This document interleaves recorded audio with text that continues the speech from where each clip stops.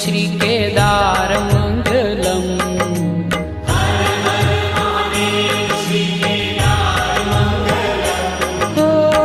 त्रिपुरहर त्रिलोकी आधार मंगलम।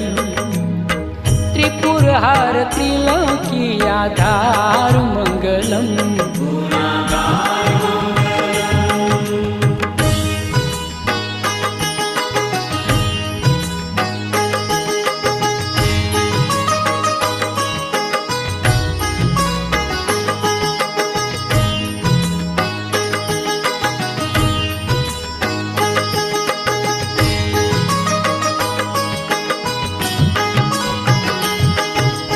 घोषमेश्वर देवादिदेव मंगलम।